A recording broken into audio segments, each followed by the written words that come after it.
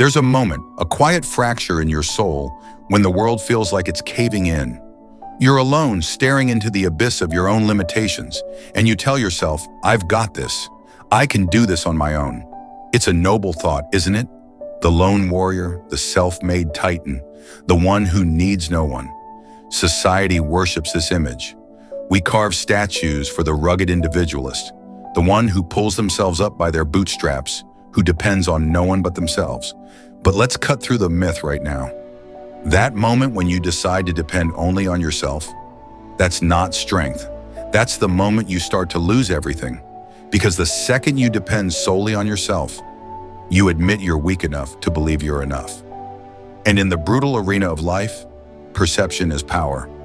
If you think you can carry the weight of the world alone, you're not a hero. You're a fool. This is the cold, unyielding truth Machiavelli would have whispered in your ear centuries ago. The man who depends on himself builds a castle on sand.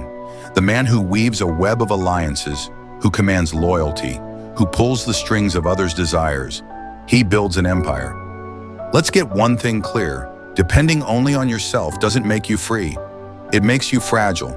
It chains you to your own flaws, your own doubts, your own exhaustion. Because you're not infinite. You're human. You bleed, you break, you falter. And when you do, the world doesn't pause to mourn your courage. It moves on, trampling your pride underfoot.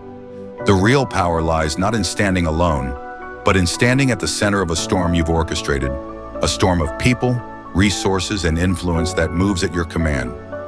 Machiavelli knew this before the world had words for it. He saw the lie of self-reliance for what it was, a trap for the naive.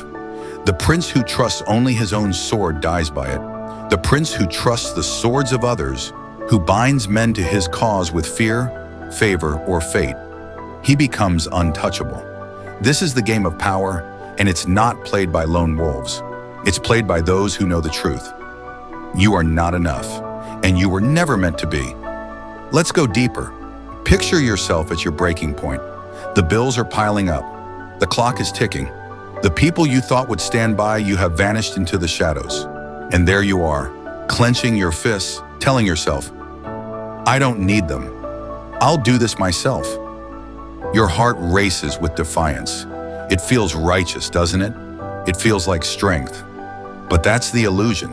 That's the emotional trap. Because in that moment, you're not rising. You're isolating yourself. You're cutting off the lifelines that could pull you through. You're building a wall between you and the world, thinking it's a fortress, when really it's a cage. The truth is, no one conquers alone. The greatest minds, the most powerful figures in history, they didn't depend on themselves. They depended on systems, on networks, on the invisible threads that tied others to their vision. Caesar didn't win wars with his own sword. He won them with legions who believed in his name. Da Vinci didn't paint the Mona Lisa with his own pigments. He leaned on patrons who funded his genius. Even the Stoics, those paragons of self-control, built their philosophy on the idea of interdependence, on understanding that no man is an island, that we are shaped by the world we navigate. So why do we cling to this myth of self-reliance? Because it's comfortable. Because it's easier to tell yourself you don't need anyone than to face the vulnerability of needing someone. Because asking for help feels like surrender. But here's the cold Machiavellian truth. Surrendering to your own limits is the first step to power. The man who refuses to depend on others doesn't transcend weakness. He drowns in it. The man who masters the art of dependence, he becomes the architect of his own destiny. Colleagues, friends, strangers, someone throws a challenge your way. Why don't you just handle it yourself? You're always so independent. The crowd watches, waiting for your move. The average person would bristle, would rush to prove their strength, would say, I don't need anyone. And in that moment, they'd lose. Because they've accepted the frame. They've admitted that their worth hinges on their ability to stand alone. But the Machiavellian, he pauses, he smiles, and with a voice as calm as a winter lake, he says, I don't need to prove I'm enough. I know who stands with me. What happens next is electric. The room shifts, the challenger falters. Because you didn't take the bait, you didn't defend your independence, you asserted your influence, You reminded everyone that your power doesn't come from what you can do alone. It comes from what you can command. And that's the secret. Power isn't about carrying the weight yourself. It's about knowing who'll carry it for you. Now let's get raw. This isn't just about strategy. This is about survival. There's a moment in every life when you realize you can't outrun your own limits. Maybe it's a dream too big for your hands alone. Maybe it's a grief too heavy for your heart to hold. Maybe it's a fight you can't win without someone in your corner. And in that moment, the lie of self-reliance crumbles. You feel it, the ache, the fear, the weight of knowing you're not enough. And that's not failure. That's truth. That's the moment you stop fighting the world alone and start building the world you need. Machiavelli would tell you this: the man who depends on himself is a slave to his own pride. The man who depends on others, strategically, deliberately, ruthlessly, he's the one who shapes history. Because dependence isn't weakness, it's leverage. It's the art of turning other people's strengths into your own. It's the difference between the man who swings his sword alone and the man who commands an army. Let's talk tactics. How do you master this? How do you stop depending on yourself and start building the web of power that makes you untouchable? It starts with a shift in your mind. Stop seeing help as charity. See it as strategy. Stop seeing alliances as favors. See them as weapons.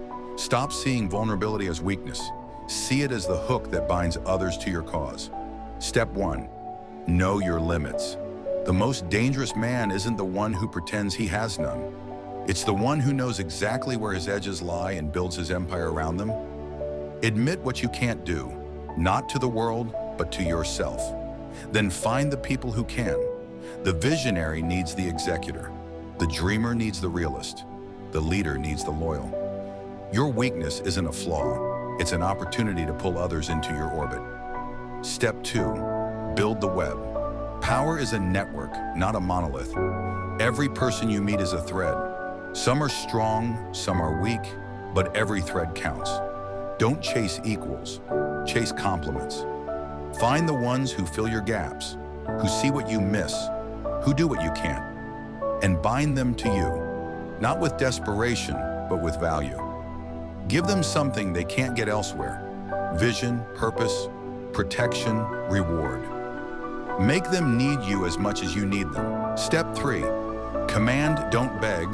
The man who asks for help looks weak. The man who offers a shared purpose looks invincible. Never say, "I need you." Say, "We can build something unstoppable together." Frame your dependence as their opportunity. Make them feel like they're not saving you. They're joining a movement. That's how you turn allies into advocates, partners into soldiers. Step 4. Stay untouchable. Never let your dependence become a leash. Diversify your alliances. Never rely on one person, one resource, one path. The Machiavellian never puts all his eggs in one basket, because baskets break. Spread your web wide. Keep your options open, and always, always have a fallback. Because the moment someone thinks they own you, they'll try to control you. Stay one step ahead. Now let's get emotional. This isn't just about power, it's about freedom. The freedom to dream bigger than your own hands can build. The freedom to fail without falling. The freedom to be human without being crushed by it. When you stop depending on yourself, you stop carrying the world alone. You start sharing the weight, and in that sharing, you find something deeper than strength. You find meaning, because no one remembers the man who stood alone. They remember the man who built something that outlived him. Think about the people who changed the world. They didn't do it alone. They stood on the shoulders of others, mentors, allies, believers, even enemies. Their power wasn't in their solitude. It was in their ability to pull the world into their vision. And that's what you're capable of. Not because you're enough, but because you're smart enough to know you're not. Here's the final move, or the coldest truth of all. The man who never depends on himself becomes a myth. He's not just respected, he's feared, revered, untouchable. Because when you build a web of influence, when you command the strengths of others, you stop being a man. You become a force. And forces don't falter, they endure. So stop fighting to prove you're enough. Stop chasing the lie of self-reliance. Start building the web that makes you unstoppable. Because the world doesn't belong to the man who stands alone. It belongs to the man who knows how to make others stand with him.